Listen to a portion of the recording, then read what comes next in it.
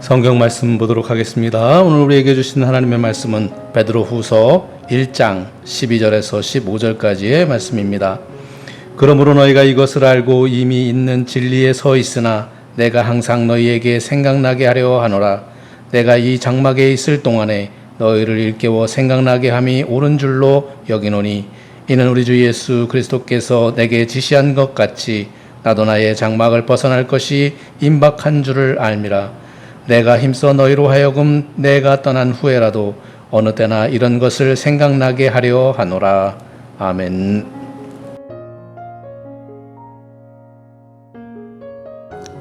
할렐루야. 주님의 은혜와 평강이 저와 여러분의 삶 가운데 늘 충만하시기를 주님의 이름으로 축원합니다. 시인 반칠환 씨가 쓴 새라고 하는 시가 있습니다. 그 시에는 이런 구절이 있습니다. 새들에게 가장 충격적인 것은 날아오를 하늘이 없는 것보다 내려앉을 대지를 발견하지 못했을 때라고.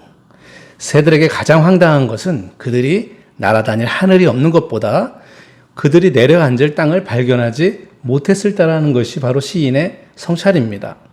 여러분의 삶에서는 내려앉을 땅이 있습니까? 다들 하늘만을 생각하며 그 하늘에서 마음껏 날아다닐 생각만 하지 땅은 생각하지 못하면서 살아가고 있는 것 같습니다. 그런데 우리들에게 내려앉을 땅이 없다면, 아니면 누군가가 우리들을 위한 땅이 되어주지 않는다면 어떻게 될까요? 다들 하늘로만 올라가서 날아다니려고만 하지 누군가를 위해서 내려앉을 땅이 되어주지 않는다면 우리 모두는 어떻게 될까요? 마치 항공모함을 이룩한 그 고성능의 전투기라 할지라도 항공모함이 격침되면 갈 곳이 없어서 하늘에서 바다로 줄줄이 떨어지고 마는 것입니다. 사람들은 다들 하늘만 생각하면서 살아가고 있는데 바라기는 우리들이 누군가를 위한 땅이 되어주는 삶을 살아가는 것은 어떨까요?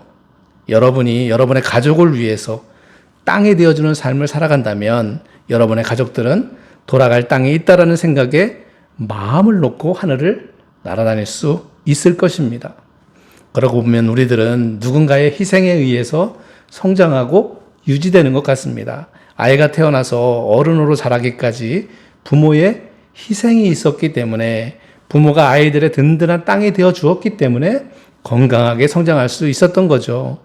또한 회사도 그렇고 자기가 속해 있는 공동체도 그렇고 누군가가 열심을 다하고 희생했기 때문에 성장할 수 있었던 겁니다.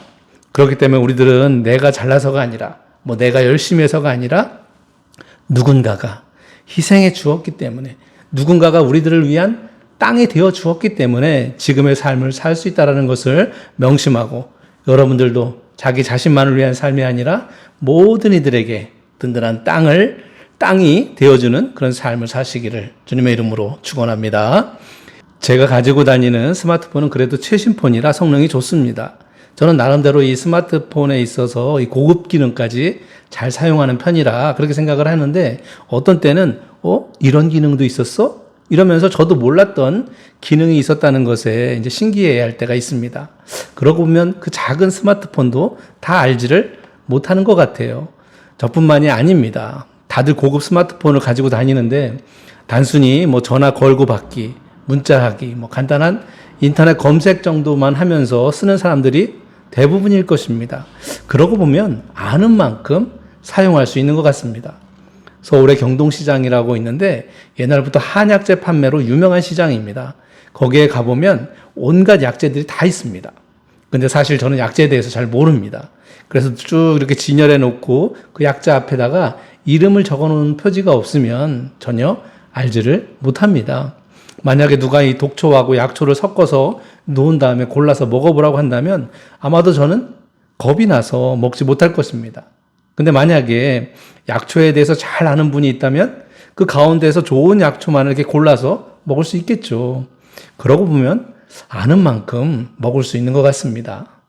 이처럼 우리는 스마트폰도 아는 만큼 사용할 수 있고 한약재도 아는 만큼 먹을 수 있는 것 같습니다. 또한 어떤 일을 할 때에도 아는 만큼 성과를 이룰 수 있습니다. 또 여행을 가도 아는 만큼 이해할 수 있습니다. 유용준 교수라고 하는 분이 계시는데 그분이 나의 문화유산 답사기라는 그 책을 썼는데 그 책에는 우리나라 곳곳에 있는 유명한 문화재들을 소개하고 있습니다. 그래서 그 내용에 보면 그 역사적인 배경이나 뭐 사연들을 설명하면서 이렇게 소개하고 있는데 참 재미있기도 하고 유익해서 이 여행을 좋아하는 분들은 이 여행 가기 전에 그 책의 내용들을 토대로 공부한 후에 그 문화재를 이제 보러 가기도 하죠. 공부하고 가면 확실히 더 재미있고 그리고 그 문화재에 대해서 중요한 부분을 놓치지 않고 잘 살펴볼 수 있는 겁니다.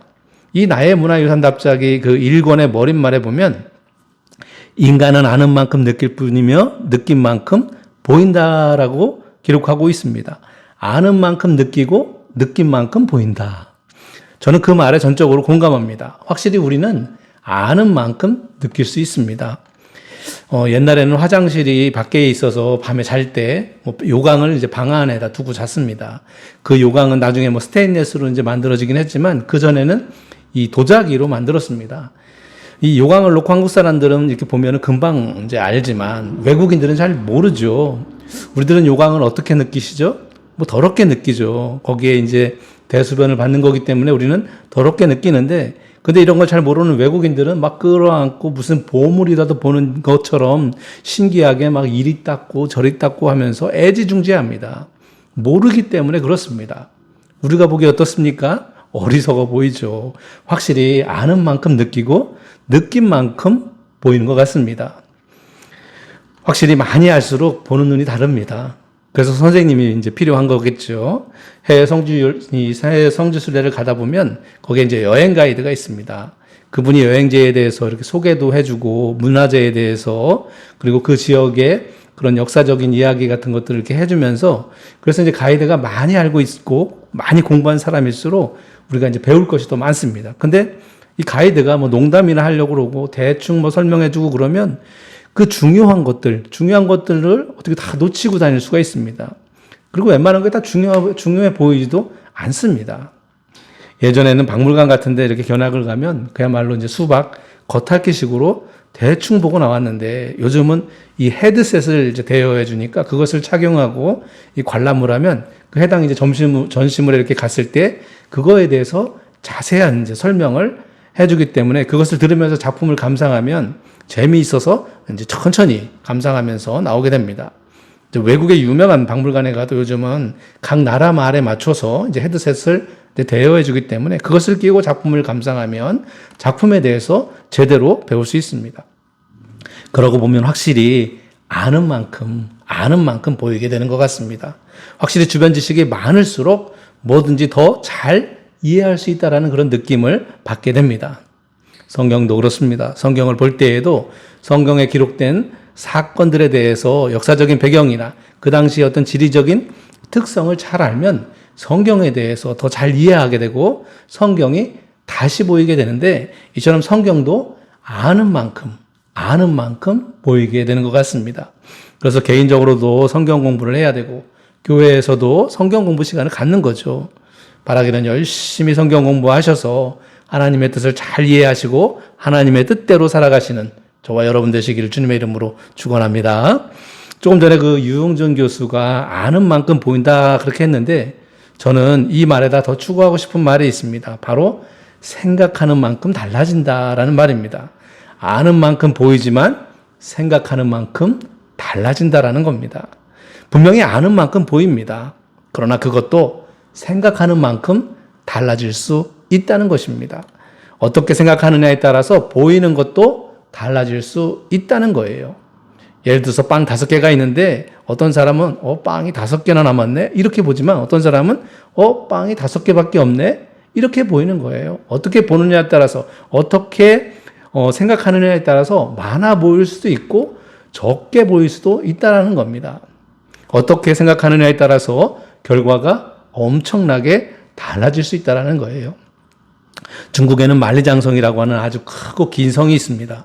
지금도 많은 사람들이 가서 막 사진도 찍고 그 규모에 이제 놀라기도 하고 이제 그러는데 인공위성에서 이렇게 사진을 찍으면 이 만리장성이 길게 이제 보일 정도라고 합니다. 근데 이 만리장성을 왜 만들었을까요? 바로 외적들의 침입을 막기 위해서였습니다. 북쪽에서 오는 외적들을 막기 위해서 이 만리장성을 쌓았던 것입니다. 이 만리장성을 쌓은 것은 이제 진시황 때인데 비슷한 시기에 유럽에서는 로마가 통치하고 있었습니다. 근데 로마는 성을 쌓는 것이 아니라 도로를 닦았습니다. 유럽과 아시아를 잇는 도로망을 닦아 놓았고 그 길을 통해서 세계의 많은 나라들을 제패할 수 있었습니다. 중국이 만리장성을 쌓는 동안에 로마는 도로를 만든 거예요. 만리장성은 사람의 그 왕래를 차단했지만 이 도로는 사람 간의 왕래를 촉진하는 역할을 한 것입니다. 결국 중국은 스스로 만리장성을 쌓고 그 안에 갇힌 삶을 살다가 그 장벽이 무너지면서 멸망하게 되었지만 로마는 자신들이 만든 도로를 통해서 세계를 제패했던 것입니다. 이것이 바로 생각의 차이입니다. 생각이 바뀌면 무엇이든지 변화시킬 수가 있는 겁니다. 적들이 오지 못하게 성을 쌓아 막느냐 아니면 적들을 무찌르기 위해서 도로를 만드느냐 하는 그런 생각의 차이가 전혀 다른 결과를 가져오게 되는 것입니다. 그렇기 때문에 중요한 것은 생각하는 능력을 키워야 하는 것이고 올바로 생각할 수 있도록 판단 능력을 키워야 하는 것입니다. 저는 성경에 등장하는 예수님의 말씀들을 보면 그냥 쉽게 말씀해 주시는 것이 없다는 그런 느낌을 받게 됩니다. 한마디로 예수님은 우리에게 생각하도록 말씀을 주셨다는 것입니다. 주님이 주신 말씀을 곰곰이 생각해 보아야 그 말씀이 이해되는 그런 말씀들을 우리에게 주신 겁니다. 예를 들어서 예수께서 이르시되 내가 곧 길이요 진리요 생명이니 나로 말미암지 않고는 아버지께로 올 자가 없느니라. 또는 내가 아버지 안에 거하고 아버지께서 내 안에 거하심을 믿으라. 그렇지 못하겠거든 행하는 그 일로 말미암아 나를 믿으라. 뭐 이런 말씀들 그냥 주님의 말씀이 이해가 되시나요? 무슨 말씀이지 하면서 곰곰이 생각해 보아야 그 말씀의 의미를 이해할 수 있는 것입니다. 마태복음 13장에 씨 뿌리는 자의 비유가 나오는데 씨를 뭐 길가에 뿌리고 돌밭에 뿌리고 가시떨기 위에 뿌리고 좋은 땅에 뿌리고 이런 등과 같이 처음에는 무슨 의미지 하면서 곰곰이 생각해 보아야 알 수 있도록 그렇게 말씀을 해주셨습니다. 주님께서는 어느 말씀 하나도 그냥 우리가 아는 것대로 말씀하시지 않으셨습니다. 그 말씀을 듣고 다 생각하게 하셨고 그 말씀을 듣고는 생각하지 않을 수 없도록 그렇게 하셨습니다. 그래서 제자들도 결국 예수님의 말씀이 잘 이해가 되지 않아서 어떤 뜻인지를 묻고 있는 구절들이 많이 등장하잖아요. 그러고 보면 예수님은 주로 비유로 말씀을 하셨는데 이 비유라는 것이 사실은 어떤 생각의 극치라고 할 수 있습니다. 비유는 생각을 키우게 하는 그런 유용한 도구이고 어떤 하나의 해석으로만 이렇게 딱 고정되는 것이 아니라 아는 만큼 해석이 확장되도록 이렇게 해주고 있습니다. 예를 들어서 길이요 진리요 생명이라는 그 말씀도 어른들이 할아버지가 해석하는 생각하고 아이가 생각하는 그 해석하고 다르잖아요. 왜 예수님은 이렇게 비유로 말씀하시기도 하고 또 은유적인 표현으로 말씀하시기도 했는데 이렇게까지 하시면서 우리들에게 왜 끊임없이 이렇게 생각하게 하셨을까? 그것은 바로 변화시키기 위해서입니다. 그냥 우리가 아는 것으로는 변화가 되지 않습니다. 다만 생각이 변화시키는 것입니다. 우리가 공부를 하는 것은 알려고 하는 것입니다. 근데 이 세상의 그 많은 지식을 어떻게 다 공부할 수 있고 또 어떻게 다 알 수 있겠습니까? 모든 것을 다 공부할 수는 없습니다. 공부는 어느 수준까지 하는 것이고 그 다음은 생각하는 능력을 키우는 것입니다. 생각하는 능력을 키우면 문제가 생겼을 때에 그것을 해결할 수 있는 능력이 생기게 되는 것입니다. 그래서 공부하는 과정을 보면 초중 고등학교 때에 많은 것들을 알려주려고 교과 과정을 만들어서 가르치고 있습니다. 그러나 대학에 가면 어떻죠? 전공으로 가는 겁니다. 한 가지 일에 대해서 전문적으로 배우는 겁니다. 경영학을 배운다든지 의학을 배운다든지 이렇게 해당 분야의 전문 지식을 배우는 것입니다. 석사, 박사 과정은 더 전문적으로 배웁니다. 그 해당 분야에서 한 가지를 집중적으로 배우고 연구합니다. 의사도 모든 병을 치료하는 것이 아니라 내과, 외과 등에 있듯이 그리고 외과에도 정형외과, 신경외과가 있듯이 한 분야를 전문적으로 하는 겁니다. 그런 것을 공부한 사람을 이제 전문의라고 부르죠. 이렇게 전문적으로 배우면 그 다음은 그 배운 지식을 바탕으로 해서 생각하는 힘을 통해서 해당 분야에 대해서 더 잘 알게 되고 어떤 문제가 생겼을 때에 이런 생각할 수 있는 능력을 통해서 그 병에 대해서 잘 이해하면서 동시에 또한 치료법을 개발할 수 있게 되는 겁니다. 그런 면에서 아는 것도 중요하지만 생각하는 것이 더 중요하고 인류가 발전할 수 있었던 그 원인은 바로 이런 생각하는 힘이 있었기 때문에 가능했다라고 할 수 있을 것입니다. 성경에 보면 서기관과 바리새인들은 자신들이 아는 것만으로 유대인을 가르쳤습니다. 오직 율법만으로, 그것도 사람을 얽매는 일에만 관심을 갖고 통제했습니다. 그러나 주님은 그렇게 하지 않으셨습니다. 율법의 완성은 사랑이라고 가르치셨습니다. 율법은 하나님께서 인간을 사랑하셔서 그래서 주신 법인데, 그것은 하나님과 사람과의 관계가 어떻게 해야 하는지, 그리고 사람과 사람이 어떻게 살아야 올바른 삶을 살 수 있는지를 가르쳐 주신, 그래서 하나님이 주신 법입니다. 그 배경에는 이처럼 하나님의 사랑이 배어 있는 거예요. 그런데 바리새인들과 서기관들은 그 율법에서 이 사랑을 쏙 빼버리고 사람을 구속하고 억압하는 데에만 관심을 갖고 그것을 통제하려고 했습니다. 그러니 율법으로 인해서 사람이 오히려 살아가는데 더 불편하고 율법으로 인해서 아무것도 할 수 없는 그런 상황이 된 것입니다. 우리는 성경 속에서 주님이 하신 일을 잘 살펴보아야 합니다. 주님께서 우리에게 말씀하시고자 하는 것들이 무엇인지를 잘 살펴보아야 합니다. 주님께서는 우리를 사랑하시기 위해 율법을 주셨는데 혹시 우리는 그 율법을 사랑으로 받아들이지 않고 우리를 스스로 얽매고 우리를 제약하기 위해서 그렇게 해서 사용하고 있지 않은지 생각해 보아야 할 것입니다.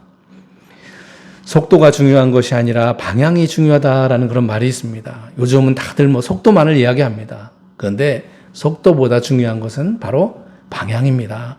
처음에 방향을 바로 잡지 않으면 아무리 빠른 속도라고 한들 무슨 필요가 있겠습니까? 속도가 아는 것이라면 방향은 생각하는 힘이라고 할 수 있습니다. 생각하는 것을 통해서 방향을 바로 잡을 수 있습니다. 바르게 방향을 잡아야 우리가 원하는 목적지로 갈 수 있는 겁니다. 아무리 속도가 빠르면 뭐합니까? 방향이 완전히 반대면 아무리 빨리 가도 목적지에 도착할 수가 없는 것입니다. 사랑하는 성도 여러분, 방향을 잘 잡으시기를 바랍니다. 우리가 아는 것만으로 무엇인가를 하려 하지 마시고 주님이 주시는 생각하는 힘으로 결정하시기 바랍니다.